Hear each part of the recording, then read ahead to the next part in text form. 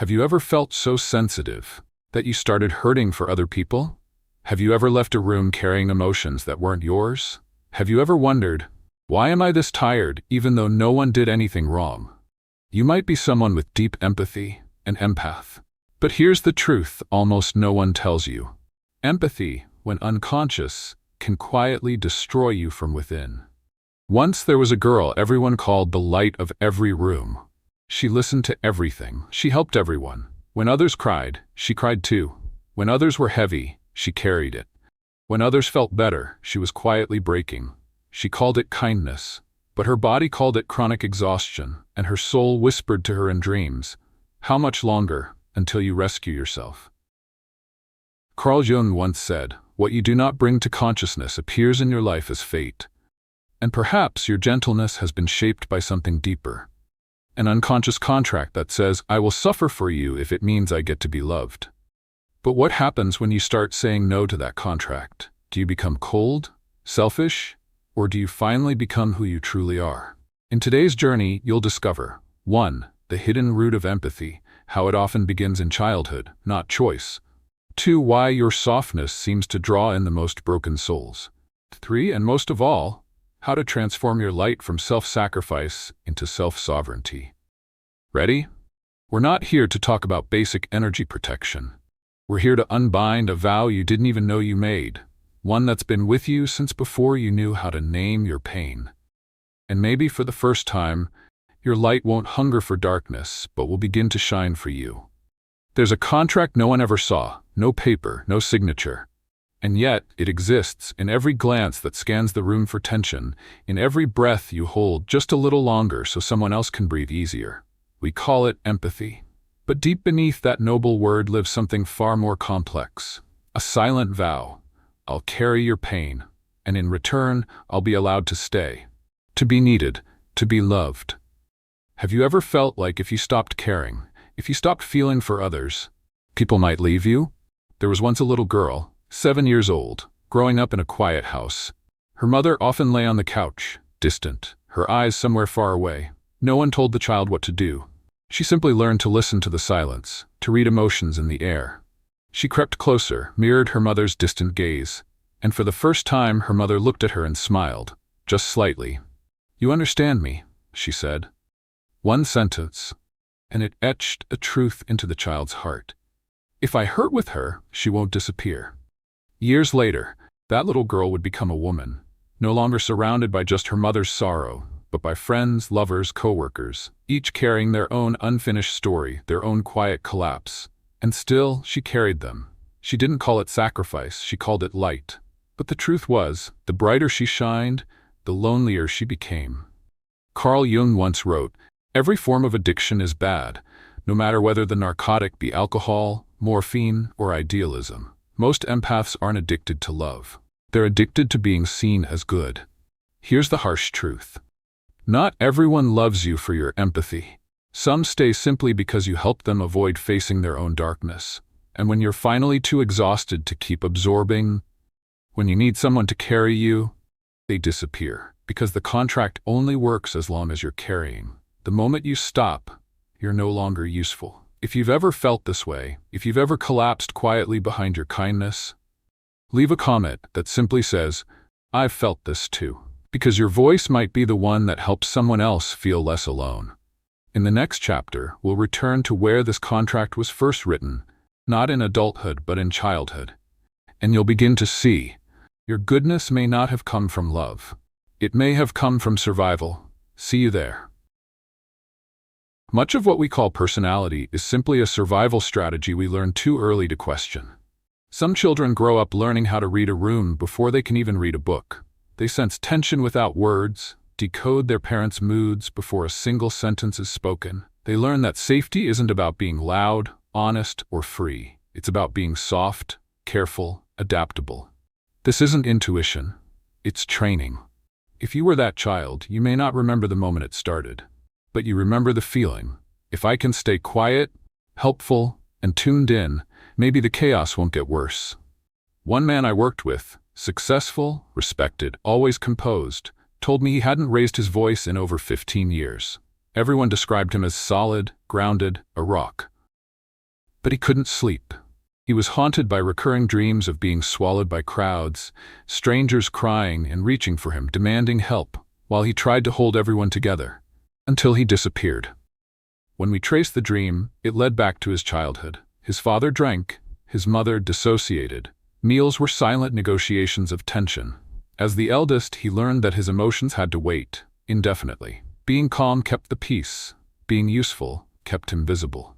He became an empath not because he was born that way, but because no one around him could afford to feel. And here lies the quiet truth. The origin of your empathy may not be love, it may be fear. The fear that if you ever became a burden, you'd lose your place. The fear that if you spoke your truth, someone else might break.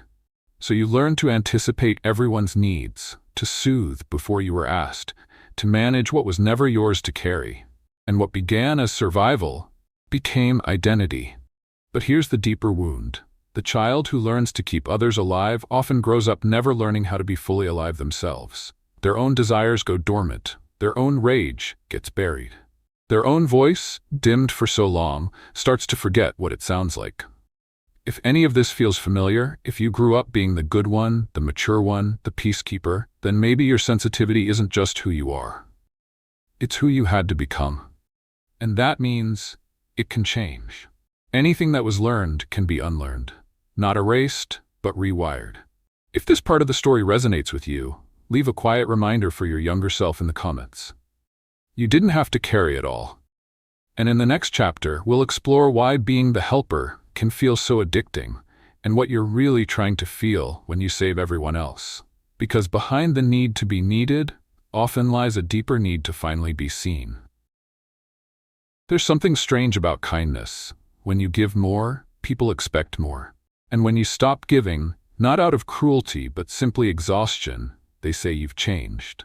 But have you ever asked yourself, what if my kindness became a mask? What if helping others wasn't just generosity but also a way to feel necessary? For many empaths, helping others doesn't just feel good, it feels essential. Not just for the other person, but for their own sense of identity, like oxygen, like worth. And that's where things get complicated. In psychology, we often talk about emotional reward loops, internal chemical hits of dopamine, oxytocin, serotonin. For some, it comes from praise. For others, from success. But for the empath, it often comes from this: I made someone else feel better, so I must be good. That moment, when you soothe someone's pain and they exhale, isn't just about care. It's a transaction. You carry their weight, and in return, you get to exist. You feel needed. You feel safe. But here's the twist no one talks about. You're not addicted to helping. You're addicted to being the one who helps. I worked with a woman who was a school counselor, beloved by her students, admired by her peers.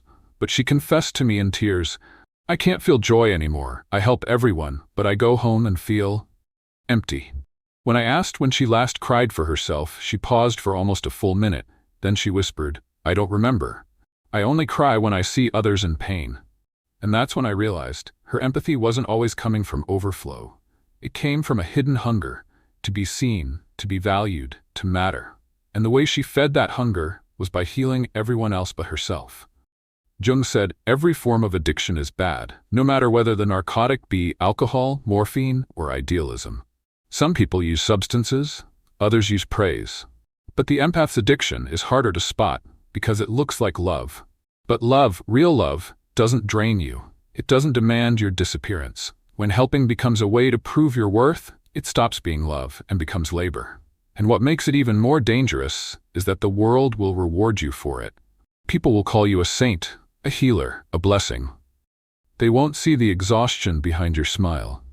If you've ever felt both fulfilled and depleted after being there for someone, if you've ever said yes while silently screaming no, pause. Ask yourself, what am I hoping to feel by fixing this for them? Because often, beneath the urge to rescue, is a quiet ache to be rescued. In the next part of our journey, we'll explore the shadow side of empathy. The anger you were never allowed to feel, and the invisible boundaries you never learned to draw. Because healing isn't just about giving more, it's about knowing when to stop, and when to finally choose yourself. There's an emotion that many empaths have spent their entire lives running from. It's not fear, it's not sadness, it's rage. Anger, for the empath, is often seen as a threat to identity. You were taught to be gentle, to be patient, to be forgiving. And so, over time, you didn't just avoid anger. You exiled it. You learned to replace it with smiles, with understanding, with silence. But here's the truth. Every time you swallow your frustration, every time you say it's fine when it's not, you bury a living emotion that doesn't go away. It just changes form. It becomes fatigue, resentment, chronic tension, sleepless nights. Your body starts to remember what your voice was never allowed to say. One woman I worked with was proud to tell me she never raised her voice, never at her husband, her kids, her friends. She thought that was proof of how deeply evolved she was. But she also felt numb. Her joy had flatlined. Her body ached all the time. One night, while washing dishes, her son asked her a simple question, and for a brief second, she felt something rise in her that terrified her. A scream. She didn't let it out. She smiled instead. And from that day on, her shoulder never stopped hurting. Jung once wrote, "One does not become enlightened by imagining figures of light, but by making the darkness conscious." We don't heal by bypassing anger. We heal by listening to it. Because here's the secret. Anger, at its core, is not destruction. It's protection. It's a boundary in motion. It's your soul saying, "This line matters. I matter." But most empaths don't know what to do with their anger, because they were taught that any expression of it made them bad, so they suppressed it. And now it leaks, in sarcasm, in overgiving, in burnout, in withdrawal. Or worse, it turns inward. They become angry at themselves for feeling angry at all. So what would happen if the next time irritation flickered in your gut, you didn't shut it down? What if you paused and asked, what is this anger trying to protect? You might hear something small but sacred. Time. Rest. Truth. Dignity. You don't need to explode. You don't need to blame. But you do need to listen. Because the longer your anger stays buried, the more your boundaries erode. And no amount of kindness can fix what self-betrayal slowly destroys. If this part of the journey speaks to something raw in you, you're not broken. You're remembering. In the next chapter, we'll explore why empaths so often attract those who are wounded. Or worse, predatory. Why your light draws in darkness, and how to finally stop mistaking pain for purpose. Because it's time to learn. Your empathy is a gift, but it was never meant to make you bleed. There's a painful pattern that many empaths begin to notice. Quietly at first, then unmistakably. You become the one people come to when they're in crisis, the one they cry to, rage to, collapse in front of. Somehow, you've become the safe haven for chaos. And yet, after each encounter, you don't feel more connected. You feel drained, confused, invisible. You wonder, why do I keep attracting people who need saving? Or worse, why do I keep being drawn to those who hurt me, then ask me to heal them? The answer is uncomfortable but vital, because you're offering something they're unconsciously seeking, a place to put what they can't hold. And when your light shines without boundaries, it becomes a beacon for those running from their own darkness. But here's the twist most empaths don't realize. You're not just attracting them, you're also mirroring them. Jung called this compensation. When we disown a part of ourselves, we unconsciously seek it in others. If you've buried your anger, you'll attract rage. If you've silenced your needs, you'll find people who are endlessly needy. If you don't allow yourself to be cared for, you'll cling to people who always seem to fall apart. So you never have to ask for anything. You're not choosing these people to suffer. You're choosing them to subconsciously fulfill the parts of you you've forgotten how to hold. I once had a dream during a time in my life when I couldn't stop overgiving. In the dream, I was carrying a cup of clear water through a forest. People emerged from the trees, each asking for a drink. But as I handed them the cup, the water transformed dark, thick red, blood. And still I offered it. By the end, the cup was full, but I was hollow. My hands had disappeared. I woke up shaking. Because it wasn't just a dream, it was a truth my psyche had been trying to show me. Every time I gave from depletion, I wasn't nourishing anyone. I was disappearing. Empaths often confuse their ability to absorb pain with compassion. But compassion says, I see you, but I won't carry what is not mine. Absorption says, let me suffer so you don't have to. And that is not love. That is erasure. If you've ever found yourself attracting brokenness, ask gently, what part of me feels familiar to this dynamic? The answer may not be easy, but it will be liberating. In the next chapter, we'll dive into another hidden trap, the illusion of healing. Why your meditation, service, even your spiritual practices may not be working, and how sometimes chasing the light becomes another way to avoid the dark. Because not all rituals lead home. Some are just beautifully lit detours. We're often told that when we feel lost, we should meditate. When we feel broken, we should pray. When we feel depleted, we should serve. And for a while, these practices help. Meditation quiets the mind. Prayer provides a sense of connection. Helping others offers a rush of meaning. But what happens when you've done all of it and you're still not okay? Many empaths spend years doing all the right things, daily rituals, affirmations, breathwork, healing others. And yet, deep inside, something still aches, a hollow space that no mantra seems to reach, a fatigue that no retreat seems to cure. The reason may be this: sometimes your pursuit of light becomes your most elegant way of avoiding your shadow. Carl Jung named this pattern spiritual bypassing, using spiritual language and rituals not to heal, but to hide. You meditate, not to listen to your feelings, but to silence them. You forgive, not because you're ready, but because anger scares you. You help others, not from fullness, but from fear that if you're not useful, you're not lovable. I worked with a man who was deeply respected in the wellness space. A coach, a guide, a light worker. But behind closed doors he couldn't sleep. He felt anxious, disconnected, numb. He told me, "I teach presence for a living, but I can't feel myself anymore." When we peeled back the layers, we found that he had built his entire identity around being the one who helps, just like he had done as a child, mediating between two fighting parents. His rituals weren't healing him. They were repeating the contract. If I hold others together, I have a reason to be here. And here's the danger. The world will praise your performance of healing. They'll say you're enlightened, peaceful, wise. But only you know the truth. Whether your practices are helping you come home to yourself or just helping you avoid the mess inside. If you've ever left a yoga class still aching, if you've said I forgive but felt bitterness linger, if you've guided others through their grief but never let yourself cry, then maybe it's time to stop performing healing and start embodying it. Real healing isn't always soft or pretty. Sometimes it looks like shaking. Sometimes it sounds like rage. Sometimes it's you, alone in your room, whispering a truth you've never dared say aloud. Healing doesn't always come in sunlight. Sometimes it finds you on the bathroom floor, saying, "I can't keep pretending this doesn't hurt." And that moment, that raw, messy, honest moment, is the one that matters most. In the next chapter, we'll revisit the one emotion empaths were taught to fear more than any other: anger. We'll explore why reclaiming your anger isn't dangerous, it's essential.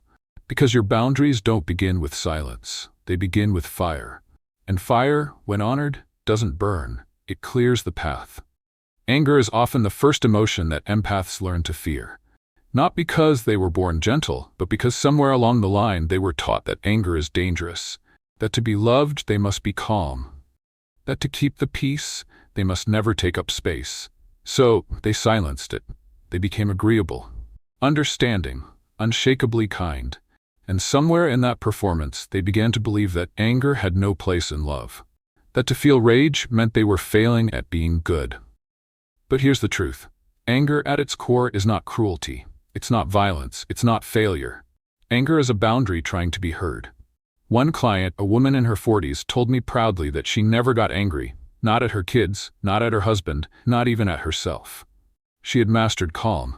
And yet, her body told a different story. She suffered from chronic shoulder pain, low energy, restlessness at night. She said, "It's like I'm always bracing for something, but I don't know what." When we dug deeper, she recalled a moment washing dishes when her young son asked her a simple, innocent question. And something inside her wanted to scream.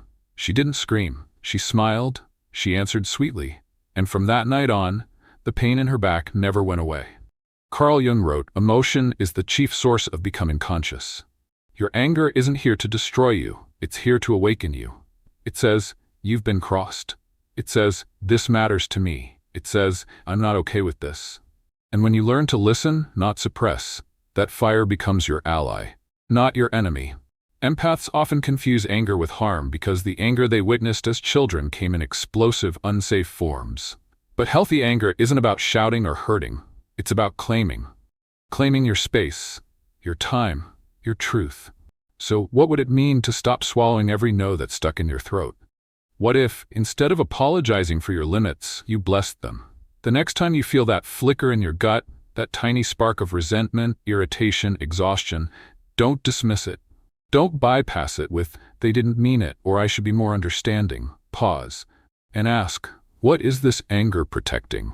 You may hear something sacred answer back: your rest, your energy, your dignity.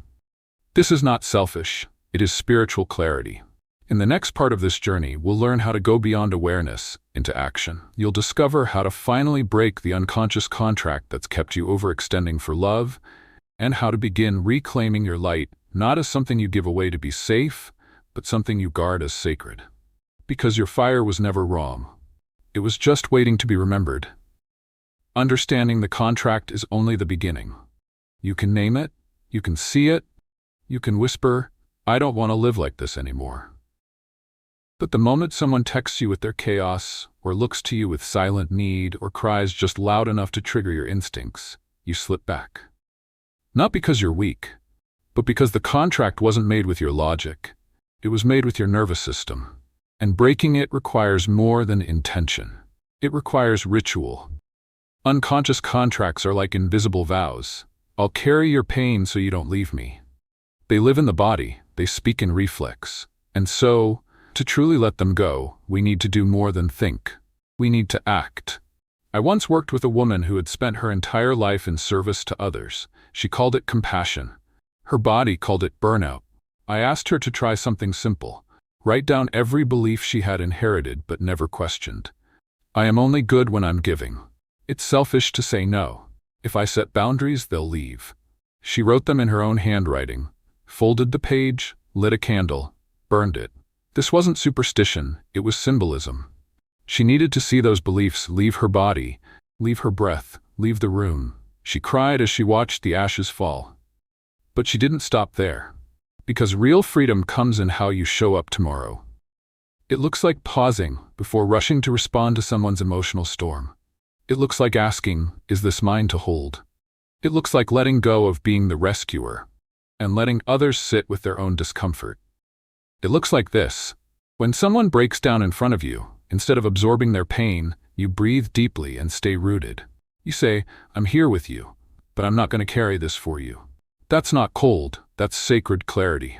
And this is the shift. You stop using your light to prove your worth. You start using it to illuminate your own path. Breaking the contract doesn't mean becoming hardened, it means becoming whole. You still care, but your care is no longer rooted in obligation. It's rooted in truth. If you've ever said, "I know this pattern, but I don't know how to stop," this is where you begin. With one honest no. With one breath of pause. With one decision to stop being the container for everyone else's wounds. In the next chapter, we'll witness what begins to unfold when you truly reclaim your light, not as a gift to be earned, but as your birthright. You'll see how the world responds differently. Not because you've changed into someone colder, but because you've finally come home to someone clearer. Something quiet but powerful begins to shift the moment you stop offering your light as a transaction. At first, it's disorienting. The familiar weight is gone. The silence where constant urgency used to live feels hollow. You miss being needed, not because you want to suffer, but because being needed was the currency of your belonging. Now, without that contract, the world feels different, quieter. And for a little while, you may wonder, if I'm not fixing anyone, what is my place? But then, without fanfare or applause, something remarkable begins to happen. You begin to hear yourself, your preferences, your limits, your longings. You walk into a room and no longer scan for whose energy you must manage. You stay anchored in your own. You don't immediately soften your tone, dim your truth, or shrink to make others comfortable. You no longer need to perform harmony to deserve presence. One woman I worked with had spent her life being the good one, the helper, the safe space, the emotional sponge. But after years of exhaustion, she made a small, radical choice. She turned off her phone at night. Just that. And everything began to change. At first, she felt guilt, the ache of not being instantly available. But then, something unexpected happened. People reached out, not to vent, but to ask how she was. Friends stopped assuming she could always carry them. Some distanced, others came closer, with more respect, more reciprocity. For the first time, she felt like she had a self in the relationship, not just a role.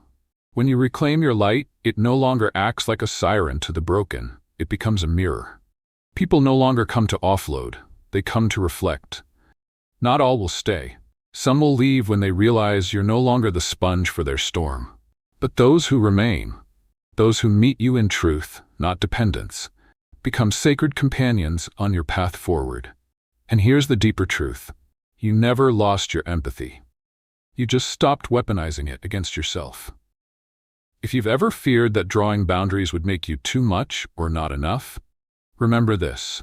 Whatever falls away when you return to your truth was never meant to walk with you. In the final chapter of this journey, we'll explore what it really looks like to live beyond the contract. Not just with awareness, but with embodiment. You'll witness how your relationships, your voice, and your vision begin to flourish. Not because you've become someone new, but because you finally remembered who you were before you learned to disappear.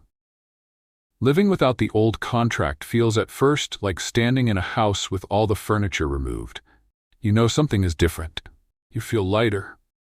But you also feel exposed. Without the old role to play, without the need to fix, rescue, or absorb, you're left with something many empaths haven't felt in a very long time.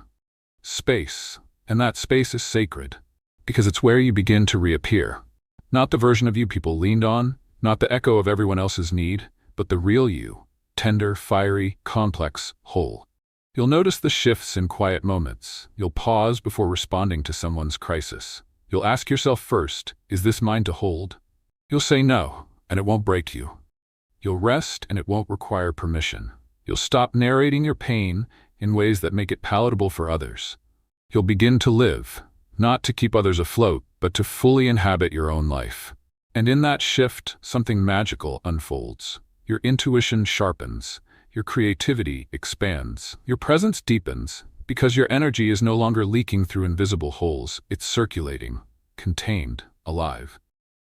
I once had a dream, shortly after my own reclamation began. In the dream, I walked into a dim, dust-covered house I didn't recognize. There were locked doors, covered windows, silence. I opened a door and found a room full of mirrors, but in each mirror, I didn't see my current reflection. I saw the versions of myself I had abandoned, the silent child, the exhausted helper, the furious protector, the woman who wanted. I stood in the center of the room and whispered, I see you, you're allowed to come home now. And that, truly, is what this journey is about. Not becoming better, not becoming brighter, but becoming whole. When you no longer use your empathy to erase yourself, when your care no longer requires your disappearance, you become something far more powerful than helpful. You become sovereign, and sovereign energy doesn't chase, beg, or absorb. It radiates, it holds, it invites. If you've walked this far with me, perhaps some part of you is already remembering who you were before you were taught to disappear. Perhaps your inner voice is stirring, tentative, hopeful, alive, and if it is, I invite you to speak the words that break the contract completely. I choose myself. I choose my light. I choose to belong to me. Say it out loud. Say it in the comments. Say it again until your body believes it. Because this isn't the end. This is where the true story begins.